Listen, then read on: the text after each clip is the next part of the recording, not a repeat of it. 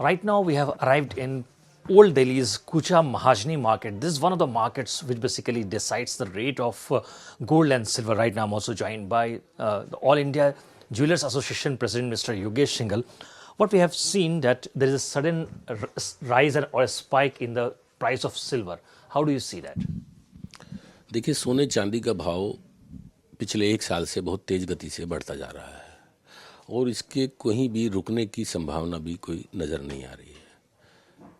बड़े से बड़े एक्सपर्ट भी कोई $4,000 सोने का बोलता है तो 4,500, 5,000, 10,000 तक डॉलर का यानी कि 3 लाख रुपए सोने का भाव 2030 तक की भविष्यवाणी अच्छे एक्सपर्ट ने की हुई है। और ये देखने में भी लग रहा है कि रात दिन भाव बढ़ता जा रहा है, छुट्टी हो या संडे हो या मंडे हो, रोज़ाना भाव रोज़ नया उछाल मार रहा है।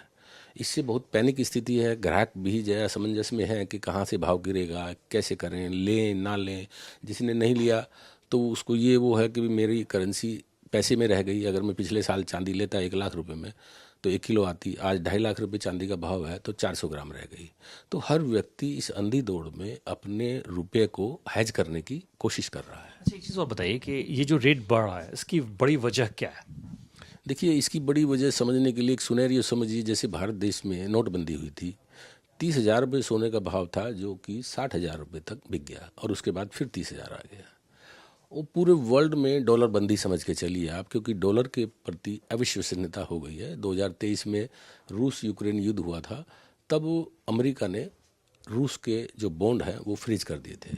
तो सभी देशों में विश्वास कम हो गया अमेरिका के प्रति और उन्होंने उन डॉलर को निकाल के फॉरेक्स रिजर्व के बदले गोल्ड और सिल्वर का रिजर्व शुरू कर दिया है। इसमें फंड हाउस भी हैं, इसमें यूरोपियन सेंट्रल बैंक भी हैं और उसमें देश की जनता भी है। तो सभी लोग सोने चांदी की तरफ दौड़ रहे हैं। ये जो सडन प्राइस हाइक है इससे आपका जो ग्राहक का बेस है, कंज्यूमर का जो बेस है, कस्टमर का जो बेस है, उस पर कितना फ़र्क पड़ा है?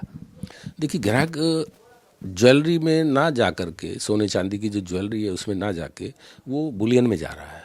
किसी को 5 लाख रुपए तो 5 लाख का सोना खरीद रहा है, किसी के पास 2 लाख है तो 2 लाख का वो चांदी खरीद रहा है।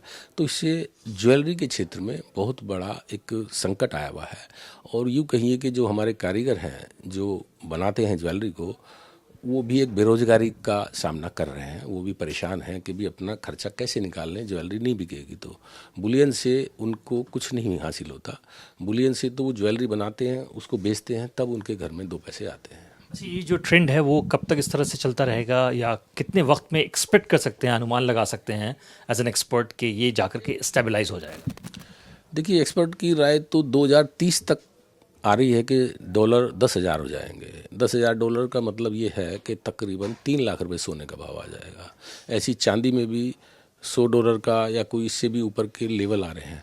तो इसका मतलब ये है कि 2030 और आज 2025 चल रहा है, तो आने वाले 5 साल है। 5 साल तक सोने चांदी की खरीदी रहेगी बराबर। और इसकी शॉर्टेज भी लोग कह रहे हैं कि भी इतना लंदन एक्सचेंज के पास में चांदी नहीं जितनी डिमांड है।